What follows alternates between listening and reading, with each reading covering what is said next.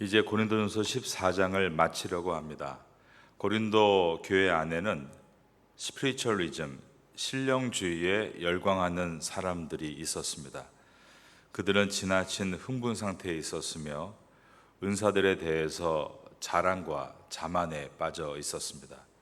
심지어 예배에서까지 혼잡과 무질서를 초래하고 있었습니다.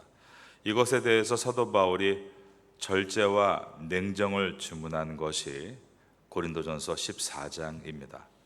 특별히 입에서 나오는 은사인 방언과 예언을 예로 들면서 아무리 귀한 은사여도 교회의 질서를 세우기 위해서 무엇을 해야 하는가와 교회의 질서를 무너뜨리지 않기 위해서 무엇을 하지 말아야 하는가, 이것을 설명했습니다. 오늘 본문의 첫 절인 고린도전서 14장 26절을 보겠습니다. 그런즉 형제들아 어찌할까? 이 질문은 이제 사도 바울이 방언과 예언에 관한 논의를 결론을 내기 시작한다는 것을 보여줍니다. 너희가 모일 때에 각각 찬송시도 있으며 가르치는 말씀도 있으며 계시도 있으며 방언도 있으며 통역함도 있나니. 고린도 교회 성도들의 모임 가운데 찬송과 가르침과 계시와 방언과 그리고 방언 통역과 같은 다양한 은사가 나타났습니다. 사도 바울은 예배 순서에는 이런 것들이 반드시 나타나야 한다라고 모범을 말하는 것이 아니라 모임 가운데 다양한 활동이 진행될 수 있다라는 것을 말하고 있습니다. 이보다 더 많은 것이 예배 안에 들어올 수 있습니다. 그런데 사도 바울은 이 모든 것에 있어서 덕을 세우는 것에 초점을 둬야 한다, 이것을 이야기합니다. 14장 26절의 마지막 부분입니다. 모든 것을, 그 다음 절을 한번 따라하겠습니다. 덕을 세우기 위하여 하라. 27절을 보겠습니다. 만일 누가 방언으로 말하거든 두 사람이나 많아야 세 사람이 차례를 따라하고 한 사람이 통역할 것이요. 방언은 하나님께서 개인의 유익을 위해 주신 은사로서 영어로 기도하고 찬양하는 것입니다. 그런데 이 방언은 사람이 알아들을 수가 없는 기도이기 때문에 공적인 자리에서는 삼가해야 하고, 만일 공적인 자리에서 하게 된다면 방언을 통역하는 통변의 은사가 있는 사람이 있을 때만 할 수 있다라고 했습니다. 그리고 질서를 따라 한 사람이 방언 기도를 하면 그 다음 사람이 그 순서를 따라서 끝난 다음 이어서 하고, 또 그것을 한 사람이 통역함으로 문장이 일관성이 있고 듣는 회중이 잘 이해할 수 있게 해야 한다라고 했습니다. 그런데 만일 방언을 통역하는 통변의 은사를 가진 사람이 예배 가운데 없다면 그 공예배에서 방언은 잠잠해야 하고, 하나님과 개인 기도를 드릴 때 그때 방언 기도를 마음껏 사용하라라고 했습니다. 28절입니다. 만일 통역하는 자가 없으면 교회에서는 잠잠하고 자기와 하나님께 말할 것이요.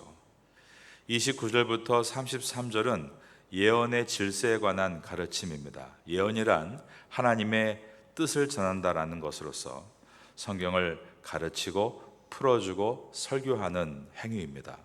사도 바울은 예언의 은사는 분명한 말로 전하는 것이므로 공동체에 유익이 되기에, 방언은 개인 경건에 유익하고 예언은 공예배 시에 유익하다고 권장합니다. 하지만 아무리 유익한 것이라 할지라도 질서가 있어야 한다는 것을 다시 한번 언급합니다. 29절에 보면 한 예배에 가르치거나 설교하는 사람을 2명 혹은 3명을 세우고 더 많이 그 이상 세우지는 말라라고 말합니다. 예언하는 자는 2이나 3이나 말하고 다른 이들은 분별할 것이요.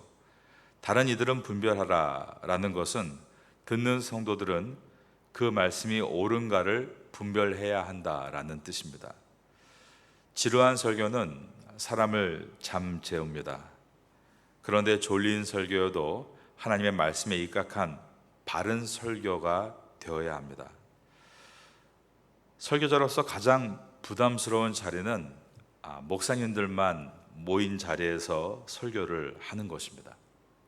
모두 신학을 공부한 분들 앞에서 설교를 하는 것은 여간 어려운 일이 아닙니다. 괜히 잘못된 내용을 전했다가 낭패를 볼 때도 있습니다. 그래서 저 같은 경우는 교회에서도 마찬가지고 또 어디에 가서도 마찬가지지만 성경 본문에 입각해서 설교를 합니다.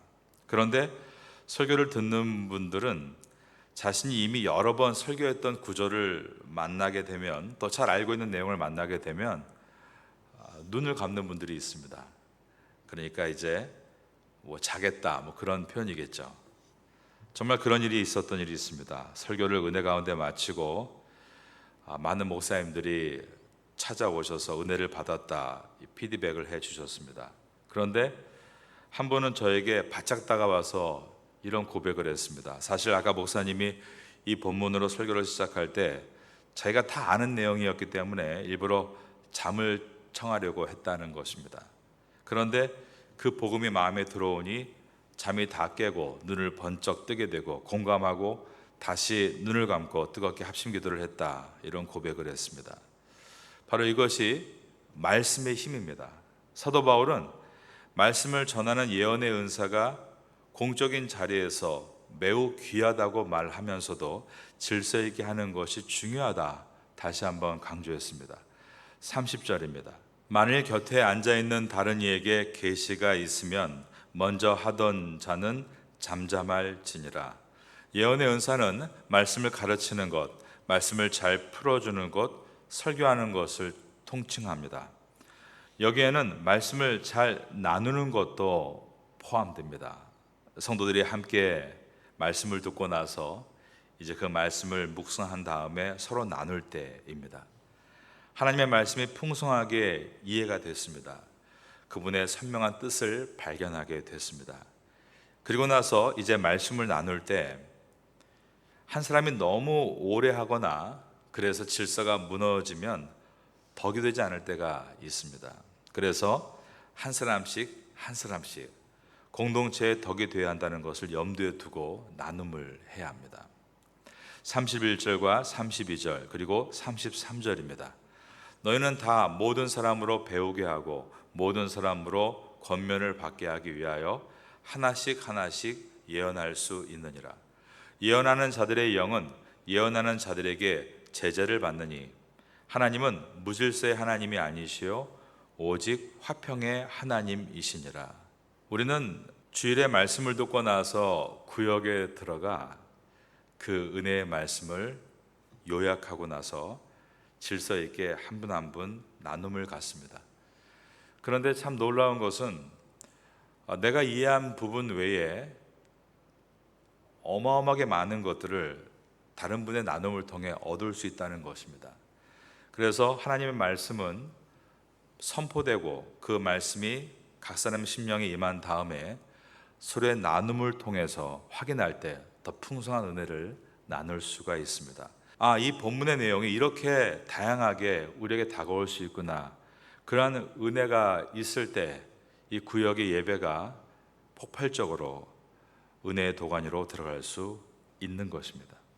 33절 중반에 보면 모든 성도가 교회에서 함과 같이, 그 다음 보면 34절에 여자는 교회에서 잠잠하라.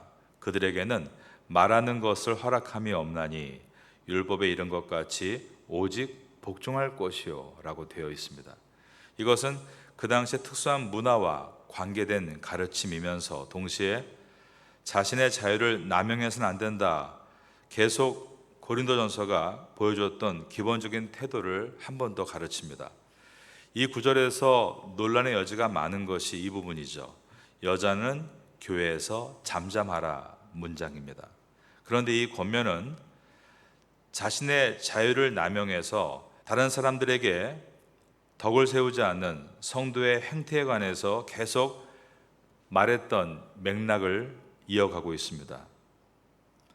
고린도 교회 안에는 예언을 분별하려는 의도로 계속 예배 시간에 부적절한 질문을 던지는 여인들로 인해서 공적 예배가 방해를 받는 일들이 있었습니다.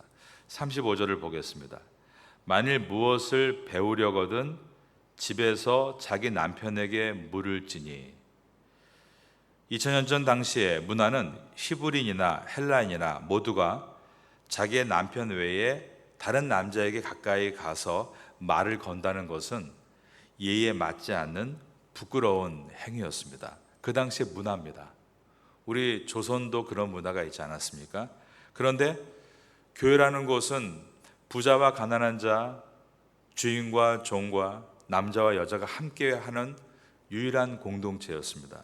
그런데 이 안에서 나에게 모든 자유가 주어졌다, 나에게는 모든 권한이 있다, 자기의 자유를 과도하게 앞세우면서 세상에서 하지 않는 문화적인 행태를 교회 안에서 했다는 것입니다.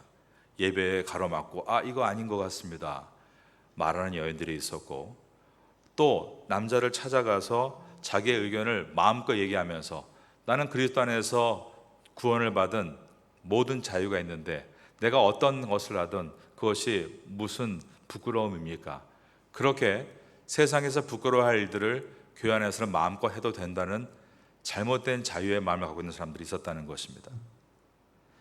그런데 교회 안에서 이러한 일부 여인들이 자기 남편이 아닌 다른 남자에게 다가가서 말씀에 대해서 막 토론하고 이야기하고 묻는 것에 대해서 분명 오늘날의 시대상과는 거리가 있는 그 당시의 사회상이었는데, 이것에 대해서 고린도전서는 분명한 입장을 얘기합니다. 우리가 자유를 얻었다고 해서, 자유를 누릴 수 있다고 해서 세상에서 하지 않는 일을 자유이기 때문에 마음껏 해도 된다는 것은 결코 성숙한 모습은 아니라는 것을 강조하고 있는 것입니다. 성도는 언제나 다른 사람들의 유익을 염두에 두어야 한다는 것을 가르칩니다. 그런 바르고 성숙한 모습을 보여야 한다, 이 대전제는 오늘 이 본문에도 나타나고 있습니다. 36절입니다. 만일 하나님의 말씀이 너희로부터 난 것이냐 또는 너희에게만 임한 것이냐, 만일 누구든지 자기를 선지자나 혹은 신령한 자로 생각하거든 내가 너에게 편지하는 이 글이 주의 명령인 줄 알라. 고린도 교회 내에서 은사를 받은 사람들은 바울이 보내는 이 고린도전서를 표준으로 해서 옳게 교정해 나가야 했습니다. 고린도 교회에서 은사를 받은 자들은 받은 은사를 가지고 오용하고 있었습니다. 바울은 주님의 명령을 전달하는 이 서신서를 듣고 그들이 그 오용한 것에서 교정되기를 원했던 것입니다. 38절입니다. 만일 누구든지 알지 못하면 그는 알지 못한 자니라. 이것을 풀어보면 바울의 편지를 주님의 명령인 줄 모르는 자가 있다면 그런 사람은 하나님에게 알려지지 않은 자다, 즉 진리의 사랑을 받지 못한 자다라고 말을 한 것입니다. 이제 14장의 마무리 절을 보겠습니다. 39절입니다. 그런즉 내 형제들아 예언하기를 사모하며 방언하기를 금하지 말라. 예언하기를 사모하라. 예언을 적극적으로 장려하고 있는 것입니다. 방언 말하기를 금하지 말라. 이것은 방언을 거부하지 말고 인정해 주라라는 말입니다. 이 두 가지의 표현이 모두 긍정적인 것이지만 예언을 적극적으로 장려하고 방언하는 것을 허락해 주라, 이렇게 두 말의 온도 차이가 있는 것은 교회의 공적 질서에 유익이 되는 예언에 대해서는 적극적으로 장려한 것이고, 개인에게 유익하나 공적 질서에 자칫 해가 될 수 있는 방언에 대해서는 조심스럽게 대하라라고 한 것입니다. 마지막으로 성숙한 크리스찬이 되라고 당부한 것입니다. 40절입니다. 모든 것을 품위 있게 하고 질서 있게 하라. 고린도전서는 이처럼 성도의 품격을 가르치고 있는 것입니다. 품격 있는 성도는 믿지 않는 남편의 권위를 무시하지 않습니다. 남편의 권위를 세워줍니다. 내가 강한 믿음이 있고 남편이 좀 무지해도 남편의 주장에 대해서 수용하고 양보해 주는 것입니다. 그럴 때 남편은, 그리고 아내는 훗날에 자신의 아내와 남편이 얼마나 훌륭한 품격의 신앙이었는가를 깨닫게 될 것입니다. 품격 있는 부모는 자녀의 자존심을 짓밟는 것이 아니라 자녀의 자존감을 세워줍니다. 나를 향한 기대감, 엘피스의 눈으로 바라봐주는 부모님을 훗날 자녀들은 우리 부모님은 정말 품격 있는 신앙인이었다. 나를 통제하고 내 삶을 예단하는 것이 아니라 나를 있는 그대로 주님의 눈으로 지켜보시는 그런 부모님이었다. 이렇게 회고하게 될 것입니다. 고린도전서는 이것을 얘기했습니다. 나에게 먹을 자유가 있지만 타인을 위한 것이라면 내가 양보합니다. 나에게 모든 자유가 주어졌지만 나의 자유가 상대방을 어렵게 한다면 나는 나의 자유를 스스로 제한할 것입니다. 내가 방언의 은사, 치유의 은사, 그 외에 뛰어난 은사가 있지만 그것이 상대방의 눈에 부러움으로 비춰지고 덕이 되지 않고 오히려 잘못된 분위기를 연출한다면 덕을 세우기 위해 나는 절제하겠습니다. 이것이 고린도서의 가르침입니다. 즉 우리를 성숙하고 품격 있는 신앙인으로 세우라라는 가르침인 것입니다. 우리는 우리가 하는 모든 것에 대해서 내가 얼마나 나를 셀프 디스플레이, 자랑하고 있는지를 돌아봐야 됩니다. 말 한마디를 하면서도 나를 높이려 하고 있고 그것으로 다른 사람을 어렵게 하고 있다면 그것은 성숙한 신앙인이 아닙니다. 오히려 내가 간 자리가 사람들이 자기 얘기를 할 수 있게 내가 그 자리를 만들어주고 그들을 격려하고 나중에 그들은 기억할 겁니다. 그때 그분은 정말 품격 있는 신앙인이었다.